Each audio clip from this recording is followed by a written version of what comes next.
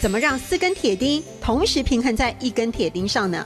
像这样的话，靠这个铁钉的四边的那个，所以靠沟槽嘛。对，然后可以再继续放铁钉，然后让它平衡，可以放到100多根。还有这个十字架怎么拆解？好，分开来了嘛，就那么简单。所以说这个很多游戏啊或者玩啊都可以训练小孩子，除了手眼协调之外哈，还有一个训练他的耐心。通常连大人都得要摸索半天。林心来的铜腕不只是娱乐，还是活教材。所以刚刚看到啊，实在真的被难倒了。会吗？用不会用豆周亚给，你怎么会想要做这个呢？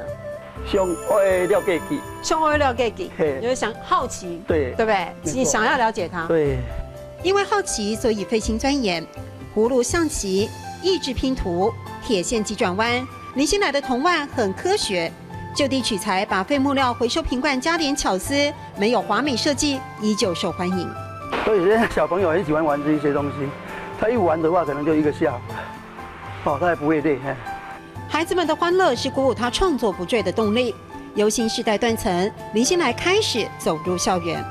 我现在就把铜碗艺术化，这样让小朋友更喜欢的玩啊。好，不然玩一玩丢掉，多可惜。他玩一次以后再放起来，好，然后以后再玩，然后留给他的小孩子玩。累计20年，创作将近1000种玩具，爱好者众。观音国小还为他成立铜腕博物馆，让小朋友也享受到我们小时候那种动动脑、寓教于乐、玩铜玩的快乐时光。